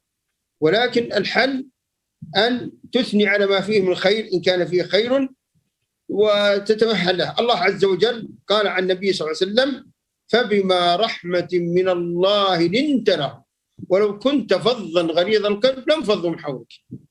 فتكون حكيما، ادعو إلى سبيل ربك بالحكمة والموعظة الحسنة وجادلهم بالتي أحسن.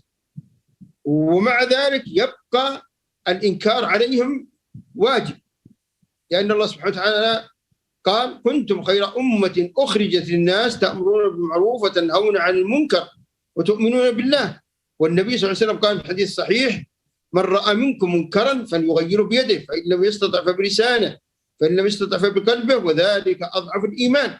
فأنت تقيم عليهم الحجة بالحكمة وبالدليل، فإن قبلوا فالحمد لله، وإن لم يقبلوا فقد برئت ذمتك ويبقى الإثم عليهم.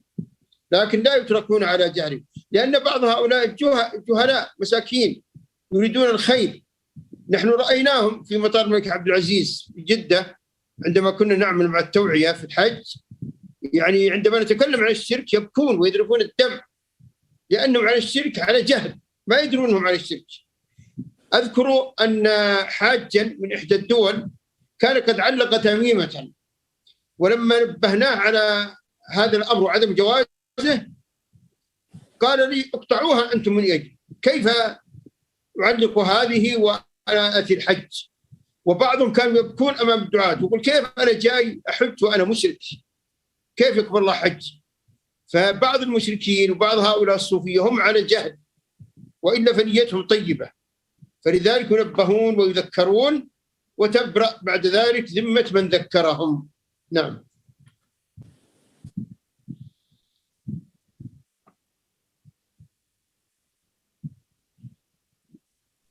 Barakallahu fiikum Syekhana. Di sini Syekh menjawab bahwa tentunya pertanyaannya di sini tadi. Tentunya sikap kita itu jelas ya, bahwa kita itu sikap kita jelas, kita tidak menyetujui perbuatan-perbuatan kesyirikan dan juga perbuatan-perbuatan bid'ah yang dilakukan oleh mereka ya, dan juga kita mengingkari hal tersebut ya, tidak menyetujui hal tersebut dan mengingkari hal tersebut. Akan tetapi tentunya diingkari dengan penuh hikmah dan juga dengan mau'izah hasanah ya, dengan penyampaian yang baik.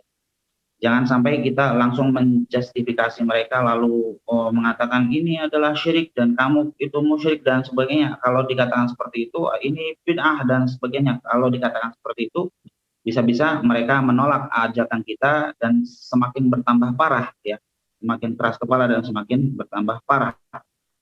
Maka diajaklah dengan lemah lembut ya, diajaklah dengan ucapan tutur kata yang baik ya. Nah, kita puji terlebih dahulu perbuatan-perbuatan baik mereka jika mereka itu melakukan perbuatan-perbuatan baik ya, misalnya apa saja yang perbuatan-perbuatan yang kira-kira itu adalah perbuatan sosial yang baik, maka kita puji mereka. Jika mereka memang melakukan hal tersebut ya, kita sanjung mereka, kita puji mereka, baru kemudian kita masukkan nasihat-nasihat yang ingin kita sampaikan. Rasulullah SAW adalah sebagai suri teladan yang nomor satu bagi kita. Allah Subhanahu wa taala menyatakan tentang beliau, wa bima rahmatin minallahi linta lahum. Karena rahmat dari Allah Subhanahu wa taala itu, karena rahmat dari Allah Subhanahu wa taala itu engkau bersikap lemah lembut kepada mereka. Walau kunta faddan ghalidhal qalbi la faddu min hawlik, seandainya engkau itu adalah orang yang keras, orang yang berwatak keras, yang suka marah-marah gitu ya, yang hatinya keras, pasti mereka itu akan lari dari sekitarmu, tidak mau mendengarkan apa yang engkau ucapkan. Pasti mereka itu akan menjauh daripada dirimu. Seandainya engkau itu punya sikap yang keras, punya hati yang keras ya, kemudian tutur katanya jelek, lalu tindak tanduknya itu juga tidak sopan dan lain sebagainya ya, pasti mereka itu orang-orang musyrikin, nggak ada yang masuk Islam, nggak ada sahabat-sahabat yang masuk Islam. Tapi karena engkau bersikap lemah lembut kepada mereka ya, karena diberikan rahmat oleh Allah Subhanahu wa taala, sehingga ada banyak orang-orang yang kemudian Allah berikan hidayah kepada mereka dan menjadi para sahabat yang mulia ya. Itu dulunya asalnya adalah orang-orang musyrik ya, sahabat itu dulunya musyrik, lalu kemudian karena santunnya Nabi Muhammad SAW dan lemah lembutnya beliau, sehingga mereka pun menerima dakwah Nabi Muhammad SAW dan menjadi orang-orang Islam yang luar biasa keislamannya. Lalu kemudian juga Rasulullah SAW juga menyatakan, man ra'a minkum munkaran falyughayyirhu bi yadihi siapa di antara kalian yang melihat kemungkaran maka hendaknya ia mengubahnya dengan tangannya.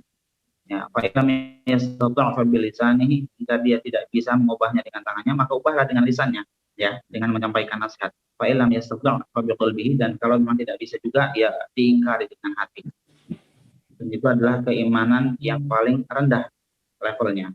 Dan di sini juga Syekh menyebutkan beberapa pengalaman beliau di bandara penerimaan jamaah haji di sana. Itu ketika datang jamaah haji itu disambut dengan baik, ya, disambut dengan ucapan yang baik, dengan selamat datang dan sebagainya. Kadang juga dikasih hadiah dan sebagainya, ya. Setelah diperlakukan dengan baik, barulah nanti kalau ada pelanggaran syariat, ya, yang pakai namimah, yang pakai tamimah itu, ya, pakai gelang-gelang pakai tamimah itu, pakai rajah, pakai wapak dan lain sebagainya, itu ada di antara jamaah haji. Jadi dinasehati dengan baik, sehingga dengan demikian mereka menerima nasihat tersebut karena memang sudah diperlakukan dengan baik dari awal, ya.